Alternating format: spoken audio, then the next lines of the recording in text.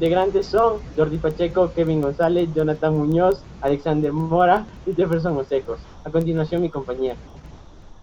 La introducción que acaba de dar mi compañero se trata sobre la cultura colonial que se vivía en aquel entonces. Esto es una introducción a lo que se vivía en la colonia. La mayoría de la población de aquella época, los indígenas, fueron sometidos a un sistema civil de producción para la explotación minera y de producción textil, que era aquel tiempo de las culturas indígenas del norte de los Andes.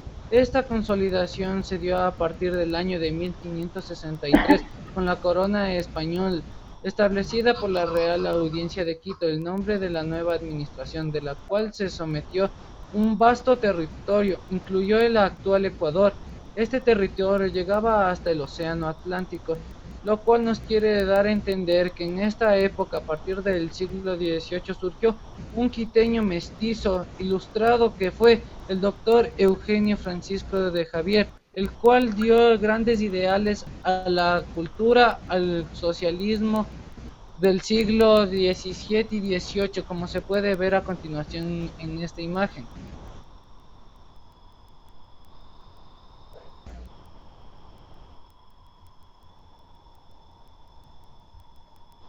Este es el doctor Eugenio Espejo de Santa Cruz.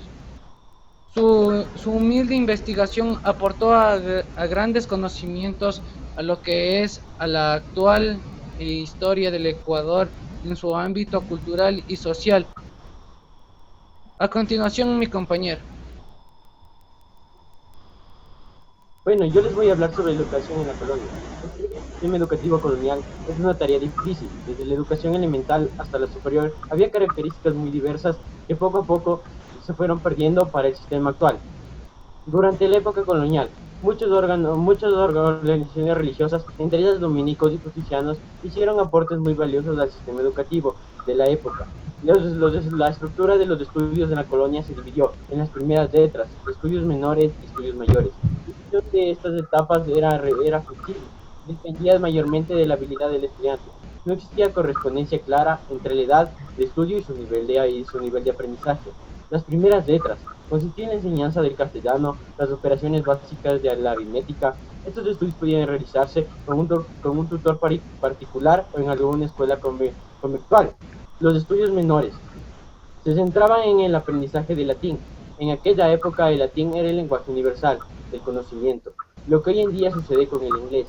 Para la enseñanza del latín, el texto más usado fue la gramática latina de Nebrija, y también debían leer los libros de Horacio, Virgilio, etc. Los estudios mayores. Al hablar de este tipo de estudios, debemos centrarnos en dos claras particularidades, como fueron las universidades y los colegios reales, o también llamados colegios mayores. En los colegios reales o colegios mayores, cuyos estudios generalmente vivimos en la actualidad como son las universidades, los estudiantes debían cumplir un cierto grado de nivel académico y rendir unas pruebas para obtener su bachillerato o su maestría o su doctorado. Debían también, también debían recibir prácticas en la vida común. Algunos de los colegios más representativos en la época colonial fueron los de San Marcos y el Colegio Real de San Martín, que fue fundado durante el gobierno del virreinato de Martín de Enrique, iniciando sus actividades el 11 de agosto de 1582. Fue uno de los colegios más importantes de la época. A continuación, mi compañero. Bueno, a mí me tocó hablar sobre la iglesia en la cultura colonial. Desde un principio, la conquista estuvo relacionada con la expansión del cristianismo. La iglesia sabía que los objetivos no eran fáciles de conseguir y por eso desarrollaban soluciones. La iglesia tenía la facultad de cobrar diezmos para financiar la evangelización. ¿Qué era el diezmo? El diezmo es un impuesto del 10%, o sea, la décima parte de los saberes usualmente referidos a la producción o al comercio, y se debía satisfacer a diferentes estamentos, tales como antiguas, repúblicas, monarquías, señoríos. Además de evangelizarlos, ellos debían velar por la pureza de la fe y las buenas costumbres de los colonizadores. El Papa otorgó a los reyes católicos el permiso para la evangelización de infieles. Gracias. A continuación, mi compañero.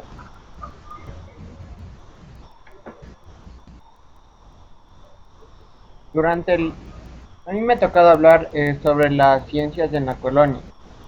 Durante la colonia, las dos culturas se mezclaron y aprendieron de otros. Los españoles trajeron a México nuevas técnicas de construcción, decenas de edificios de gobierno, palacios, puentes, acueductos, plazas de iglesias y catedrales.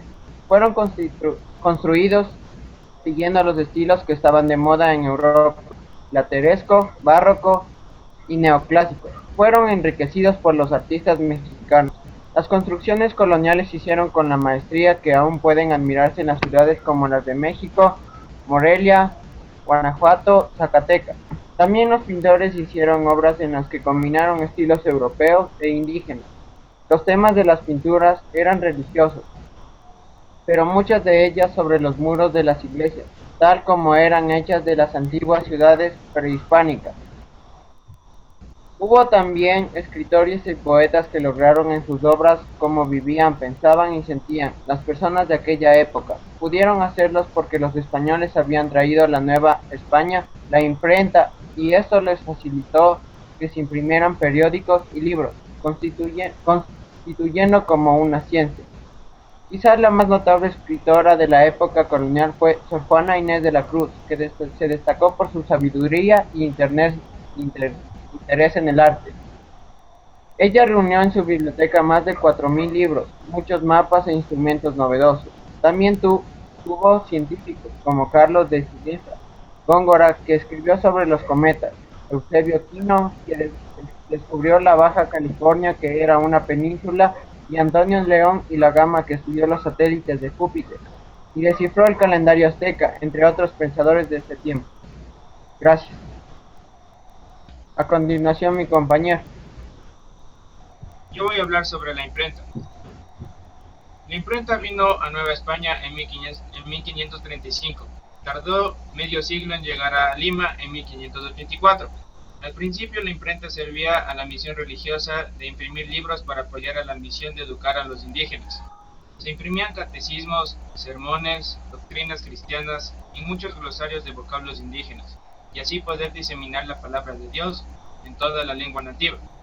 Irónicamente, la obra de uno de los primeros grandes autores americanos, igual que como dijo mi compañero, fue Sor Juana Inés de la Cruz, ya que ella publicó la mayoría de libros en España y póstumamente en el Nuevo Continente. Sor Juana Inés de la Cruz desarrolló muchos temas de interés americano, además de temas religiosos y feministas. Y la imprenta le sirvió mucho para hacerse conocer y difundir sus poemas y obras a todas las épocas, incluyendo la nuestra. Cabe recalcar que este enorme logro de la imprenta se lo debemos a Gutenberg. Licenciado, gracias por su atención. Licenciado, muchas gracias. Los vivimos con la expulsión de la colonia.